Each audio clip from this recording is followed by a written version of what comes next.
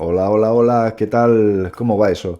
Quería comentar con vosotros una noticia que no es nueva, no es nueva, es una noticia ya de finales del año pasado, principios de en el que, de este 2022, por si veis el vídeo en el futuro,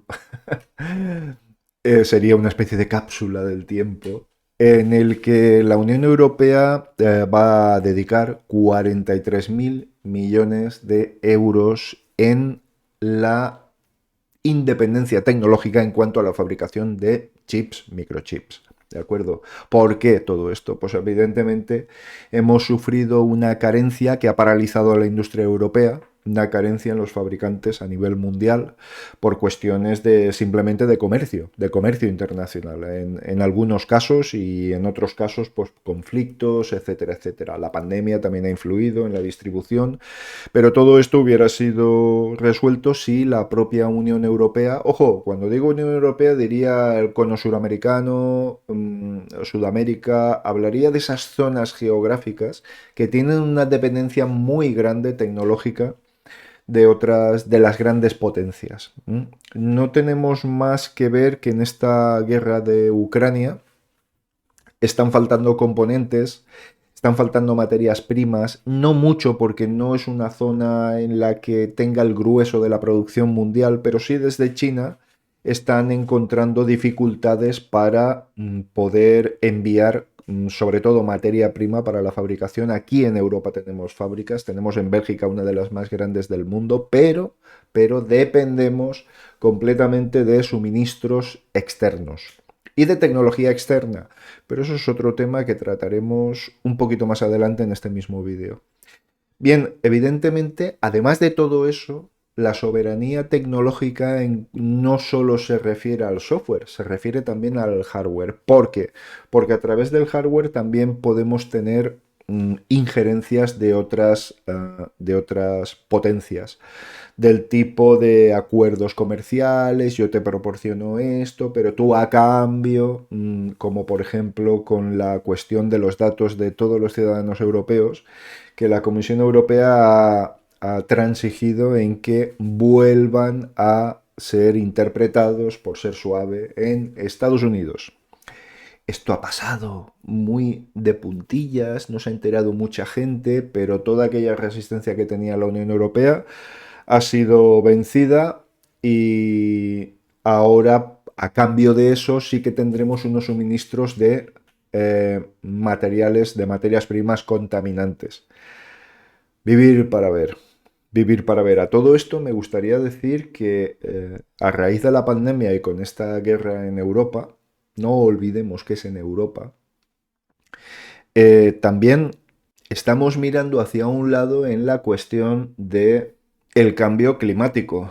Y no debemos olvidar esto. Estamos mirando hacia un lado completamente. De hecho, están aumentando la cantidad de emisiones y muchos países están volviendo a utilizar el carbón para, para suplir la carencia de gas, por ejemplo. No olvidemos que Alemania tiene una importante dependencia del carbón aún y que no hay que ser muy listo para pensar que si falta petróleo, si falta gas, pues tendremos que utilizar otras fuentes de energía más fáciles.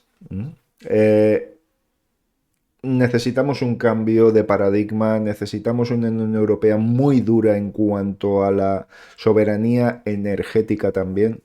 Y esto solo se puede conseguir con las motorizaciones y con el suministro eléctrico de la industria a través de las energías sostenibles, obtenidas de manera sostenible, sería una mejor calificación. Esto, ¿qué provocaría? Si generamos toda la electricidad que necesitamos, moveremos nuestros vehículos, moveremos la industria, moveremos nuestros hogares, nos moveremos todos en general. Esto es un paso importante y es un paso que se va demorando y es un paso que ya debería de estar muchísimo más avanzado. Por eso, y voy a zanjar aquí la cuestión medioambiental, creo que deberíamos ir pensando ya más en planes de contingencia que en planes que preparen un cambio, porque estamos llegando ya muy tarde. Así que soy bastante pesimista con esto, lo sabéis desde un principio, pero bueno, Ojalá no tenga la razón. Ojalá, por supuesto, me encantaría no tener la razón. Bien, en cuanto a la ley europea de chips, se trata de eso, de tener una soberanía tecnológica en cuanto al hardware, pero creo que no se está haciendo bien. No lo creo, lo sostengo. ¿Por qué? Pues porque una de las empresas que han sido contactadas ha sido Intel para formar 2 gigafactorías en Europa. Y entonces estaríamos entregando todo el ámbito tecnológico a una empresa norteamericana. Las cosas no vienen por casualidad. Tened en cuenta que esto también es a cambio de combustibles fósiles. Esto lo tengo bastante asumido. Y además por el alineamiento de la Unión Europea con la OTAN, que al final es Estados Unidos más todos los países. Bien, creo que se está haciendo mal. Creo que se está haciendo mal. Deberíamos de apostar por soluciones que ya han sido subvencionadas por la Unión Europea, como la arquitectura RISC-V, RISC-V, como queráis llamarlo. Cada uno lo llama de una forma, aunque hay una forma correcta de decirlo, que os tengo que decir la verdad que no tengo claro cuál es. Pero sí que existe una manera clara, correcta de decirlo. Y esta arquitectura es libre. Podríamos tener a la vuelta de muy pocos años un montón de dispositivos generados por fabricantes europeos, generando riqueza con la fabricación y olvidándonos de las grandes superpotencias: China, Estados Unidos, Rusia, India, Japón, Japón, aunque últimamente parece que no están tan de moda en este sentido, pero sí que tienen una cantidad enorme de patentes, de desarrollos y de tecnología muy punta, ¿de acuerdo? Ya no tanto para el usuario medio, pero sí para las grandes empresas. Empresas me refiero a iniciativas aeroespacial, etcétera, etcétera. Japón no tiene déficit tecnológico, ni mucho menos. Pero no se va a apostar por eso, no se va a apostar por eso. Y es una pena porque es una oportunidad de oro para poder apostar por esta arquitectura, como podría ser cualquier otra, y poquito a poquito tener en Europa, al igual que tiene Estados Unidos con Apple, pues tener aquí nuestra empresa pública de fabricación de dispositivos que podría ser del agrado o no de los usuarios, pero al menos sería una alternativa libre, apoyada con fondos públicos, que no depende de las grandes superpotencias, que no se va a comercializar tu información, la información que tú generas, y por supuesto apoyado por software libre, como no puede ser de otra forma. Hardware libre, software libre. Podemos perder la oportunidad de hacerlo bien, de hacerlo bien.